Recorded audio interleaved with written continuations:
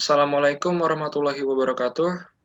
Selamat pagi semuanya. Kami dari kelompok 1, kelas Kalkulus M, akan mempresentasikan tentang fungsi transenden. Sebelumnya, saya akan memperkenalkan nama-nama anggota dari kelompok 1 itu sendiri. Yang pertama ada Aidea Azhara Lantang dengan NIM 08201002. Yang kedua ada Amin dengan NIM 08201005. Lalu dengan saya sendiri, Arya Jati Detantio dengan NIM 08201008. Lalu ada Bintang Atta Araminta dengan NIM 08201011. Lalu ada Deka Adam Budiman dengan NIM 08201014. Serta ada Dea Putri Cahyani dengan NIM 08201017. Next. Di sini kami akan mempresentasikan mengenai yang pertama adalah fungsi logaritma alami, lalu ada fungsi inverse dan turunannya, yang ketiga ada fungsi eksponen alami, yang keempat ada fungsi eksponensial dan logaritma umum, serta yang kelima ada pertumbuhan dan peluruhan eksponen. Next. Selanjutnya, fungsi logaritma alami yang akan dibacakan oleh saudari Bintang Atta Araminta. Terima kasih atas waktunya. Di sini saya akan menjelaskan tentang fungsi logaritma alami. Jadi logaritma alami adalah logaritma yang berbasis atau eksponen, di mana eksponen adalah 2,718 dan seterusnya. Jadi logaritma alami terdefinisikan untuk semua bilangan real positif X dan dapat juga didefinisikan untuk bilangan kompleks yang bukan nol. Fungsi logaritma asli dinyatakan oleh Len didefinisikan sebagai Len X sama dengan integral dengan batas atas X dan batas bawah 1 per TDT X lebih besar daripada 0, dan daerah asalnya adalah R. Next. Turunan fungsi logaritma alami. Dari teorema dasar kalkulus pertama ialah dx integral batas dengan batas atas 1 dan batas bawah X 1 per T dt sama dengan dx ln X sama dengan 1 per X lebih besar daripada 0. Lebih umumnya, jika U sama dengan fx lebih besar daripada 0 dan f terdiferensialkan, maka dx ln U sama dengan 1 per U dxu. Di sini ada contoh soal. Hitunglah dx ln nilai mutlak bilangan X. Mengimplikasikan bahwa integral 1 per X dx sama dengan ln nilai mutlak X tambah konstanta X bukan sama dengan 0. Atau pada umumnya, jika U sama dengan fx lebih besar daripada 0, integral 1 per U du sama dengan ln nilai mutlak U ditambah konstanta U bukan sama dengan 0. Next. Selanjutnya ada teorema sifat-sifat logaritma asli. Jika A dan B bilangan positif dan R bilangan rasional, maka ln 1 sama dengan 0, ln AB sama dengan ln A ditambah ln B, ln A per B sama dengan ln A dikurang ln B, ln A pangkat R sama dengan R dikali ln A. Lalu ada diferensiasi logaritmik. Menghitung turunan yang melibatkan hasil kali, hasil bagi, pemangkatan suatu fungsi dapat dibantu dengan menerapkan fungsi logaritma alami dan sifat-sifatnya. Metode ini disebut dengan diferensiasi logaritmik. Next. Ada contoh soal, diferensiasikan Y sama dengan akar 1 dikurang X kuadrat per X tambah 1 pangkat 2 per 3. Penyelesaiannya, ln Y sama dengan 1 per 2 ln dikali 1 dikurang X kuadrat dikurang 2 per 3 ln dikali X tambah 1 sama dengan 1 per Y sama dengan min 2X per 2 dikali 1 per X kuadrat dikurang 2 per 3 dikali X tambah 1 sama dengan min X tambah 2 per 3 dikali 1 kurang X kuadrat. Sehingga min Y dikali X tambah 2 per 3 dikali 1 dikurang X kuadrat sama dengan min akar 1 dikurang X kuadrat dikali X tambah 2 per 3 dikali X tambah 1 pangkat 2 per 3 dikali 1 dikurang X pangkat 2. Sama dengan min X tambah 2 per 3 dikali X tambah 1 pangkat 2 per 3 dikali 1 dikurang X pangkat 2 dikali pangkat 1 per 2. Next. Selanjutnya ada integral trigonometri. Beberapa integral trigonometri dapat dihitung menggunakan fungsi logaritma alami. Contohnya, hitunglah integral tan X dx. Untuk penyelesaiannya, integral tan X dx sama dengan integral sin X per cos X dx sama dengan integral min 1 per cos X dikali min sin X dx sama dengan min len nilai mutlak cos X ditambah konstanta. Next. Selanjutnya ada fungsi inverse dan turunannya yang akan dibacakan oleh saudari Aidea Zara. Fungsi inverse dan turunannya. Fungsi inverse merupakan fungsi kebalikan secara umum. Fungsi dinyatakan Y sebagai fungsi dari X menuju Y sama dengan fx. Dapat dinyatakan dalam fungsi X sebagai fungsi dari Y menuju X sama dengan GY. Rumus fungsi inverse G sama dengan F inverse. Maka Y sama dengan fx menuju X sama dengan F inverse Y. Atau Y sama dengan F inverse X. Contoh soalnya, tentukan inverse dari Y sama dengan 5X plus 4.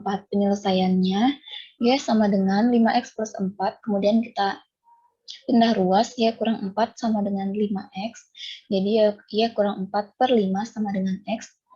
Hasilnya X sama dengan Y kurang 4 per 5, atau Y sama dengan X kurang 4 per 5. Keberadaan fungsi inverse.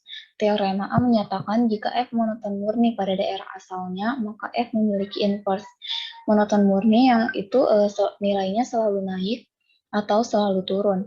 Artinya dalam satu penyelesaian nilainya selalu naik, tidak turun naik. Turunan fungsi naik F inverse X kurang dari 0. Dan fungsi turun F inverse X lebih dari 0. Turunan fungsi inverse yang dinyatakan dengan Y sama dengan fx, X sama dengan F inverse Y, atau Y sama dengan F inverse X. Mencerminkan terhadap garis Y sama dengan X. Jadi, grafik fungsi F inverse X adalah cerminan grafik fungsi fx terhadap garis Y sama dengan X. Contoh soalnya, Y sama dengan fx sama dengan 2x, maka X sama dengan F inverse Y sama dengan 1 per 2Y. Contoh gambar grafiknya seperti pada di layar. Oke, selanjutnya ada fungsi eksponen alami yang akan dibacakan oleh saudara DK Adam Budiman. Selanjutnya ada fungsi eksponen alami. Definisinya itu inverse len disebut juga fungsi eksponen alami. Dia itu dinyatakan dengan EXP yang artinya eksponen. Jadi X sama dengan eksponen Y artinya sama dengan Y sama dengan len X. Berdasarkan definisi di atas dapat diperoleh bahwa yang pertama eksponen len X sama dengan X berlaku untuk X lebih dari 0. Yang kedua eksponen len Y itu sama dengan Y. Itu berlaku untuk semua Y. Selanjutnya sifat-sifat fungsi eksponen. Definisinya, huruf E di sini menyatakan bilangan real positif unik. Demikian sehingga len E sama dengan 1. Uraian bilangan E sendiri berjumlah 2,718, 281, 828, 45, 9045. Teorema A. Misal, A dan B bilangan real sembarang, maka eksponen pangkat A dikali eksponen pangkat B sama dengan eksponen pangkat A plus B, dan eksponen pangkat A per eksponen pangkat B sama dengan eksponen pangkat A min B. Ini pembuktiannya, yang eksponen pangkat A kali eksponen pangkat B sama dengan eksponen kali len eksponen pangkat A dikali eksponen pangkat B. Itu kita pecah, nanti jadinya eksponen dalam kurung len eksponen pangkat A ditambah len eksponen pangkat B. Dapatlah hasil eksponen dikali A plus B, yang hasilnya nanti eksponen pangkat A plus B. Turunan eksponen pangkat X. Misalnya, Y sama dengan eksponen pangkat X, maka X sama dengan len Y. Sekarang, diferensiasikan kedua ruas terhadap X dengan aturan rantai. Kita dapat memperoleh 1 sama dengan 1 per Y dx dikali Y. Sehingga dx dikali dxy sama dengan Y sama dengan eksponen pangkat X. Maka faktanya eksponen pangkat X adalah turunannya sendiri, yakni dx eksponen pangkat X sama dengan eksponen pangkat X. Jadi Y sama dengan eksponen pangkat X adalah penyelesaian dari persamaan diferensial Y aksen sama dengan Y. Jika U sama dengan fungsi X terdiferensiasikan, maka aturan rantai menghasilkan dx eksponen pangkat U sama dengan eksponen pangkat U dx U. Contoh soal dan pembahasan. Yang pertama, carilah nilai dx eksponen pangkat akar X. Nah, kita pakai permisalan U sama dengan akar X. Kita peroleh dx E pangkat akar X sama dengan eksponen akar X dx akar X sama dengan E pangkat akar X dikali 1/2 X pangkat min 1/2 sama dengan eksponen pangkat akar X per 2 akar X. Yang kedua ini, carilah dx eksponen pangkat X kuadrat ln X. Nah, pembahasannya dx eksponen X kuadrat ln X itu kita turunin, baru kita dapat hasilnya X dikali E eksponen kuadrat ln X dikali 1 plus ln X kuadrat. Selanjutnya ada fungsi eksponen alami yang akan dibacakan oleh Saudara Amin. Fungsi eksponen alami. Definisi fungsi eksponen terhadap basis A. Definisi, untuk A lebih besar dari 0 dan bilangan real sebarang X, A pangkat X sama dengan eksponen pangkat X ln A. Sifat-sifat eksponen. Jika A lebih besar dari 0, B lebih besar dari 0, dan X dan Y bilangan real, maka dapatkan sifat-sifat eksponen. Yang pertama itu A pangkat X, A pangkat Y sama dengan A pangkat X tambah Y. Yang kedua, A pangkat X per A pangkat Y sama dengan A pangkat X kurang Y. Yang ketiga, dalam kurung A pangkat X, Y pangkat Y sama dengan A pangkat X, XY. Yang keempat, AB pangkat X sama dengan AX pangkat A pangkat X, B pangkat X.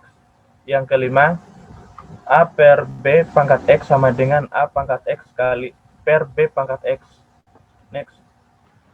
Untuk pembuktian kita akan menggunakan sifat 2 dan 3. Untuk yang kedua, A pangkat X per A pangkat Y sama dengan eksponen ln A pangkat X per A pangkat Y sama dengan eksponen ln pangkat A pangkat X kurang ln A pangkat Y sama dengan A pangkat X ln A pangkat X ln A kurang Y ln A sama dengan eksponen pangkat X kurang Y ln A sama dengan A pangkat X kurang Y. Kemudian yang ketiga, eksponen X pangkat Y sama dengan eksponen pangkat Y ln A pangkat X sama dengan eksponen pangkat YX ln A sama dengan A pangkat XY sama dengan A pangkat XY. Next. Aturan fungsi eksponen. D A pangkat X sama dengan A pangkat X ln A. Integral A pangkat X dx sama dengan 1 per ln A. 1 per ln A pangkat X tambah C, A tidak sama dengan 1. Untuk pembuktiannya, D X pangkat AX sama dengan DX dalam kurung eksponen pangkat X ln A sama dengan eksponen pangkat X ln A DX X ln A sama dengan A pangkat X ln A. Rumus integral tersebut dapat diperoleh langsung dari rumus turunan. Next. Ini adalah contoh-contoh soalnya. Yang pertama, carilah dx dalam kurung 3 pangkat 3 kuadran X. Penyelesaian kita gunakan aturan rantai dengan U sama dengan X U sama dengan kuadran X. dx dalam kurung 3 kuadran X sama dengan 3 kuadran X ln 3 kali dx ln X sama dengan 3 kuadran X ln 3 per 2 kuadran X. Ini contoh yang kedua. Carilah dy per dx jika y sama dengan X pangkat 4 tambah 2 dalam pangkat 5 tambah 5 pangkat X 4 tambah 2. Penyelesaian dy per dx sama dengan 5x pangkat 4 tambah 2 pangkat 4 kali 4x pangkat 3 tambah 5x pangkat 4 tambah 2 dan 5 kali 4x pangkat 3 sama dengan 4x pangkat 3 5 5x4 tambah 2 pangkat 4 tambah 5x 5 pangkat x4 tambah 2 lan 5. Kemudian didapatkan 20x pangkat 3 dalam kurung x pangkat 4 tambah 2 pangkat 4 tambah 5x pangkat 4 tambah 1 lan 5. Selanjutnya fungsi log A. Akhirnya kita siap membuat kaitan dengan logaritma. Anda pelajari dalam aljabar. Kita perhatikan bahwa jika x lebih besar 1, jika 0 lebih kecil dari 1, 1 lebih kecil dari 0 dari 1, fx sama dengan a pangkat x adalah fungsi menurun. Jika a lebih besar dari 1, dia adalah fungsi menaik yang dapat Anda periksa dengan meninjau turunan dalam masing-masing kasus f memiliki invers.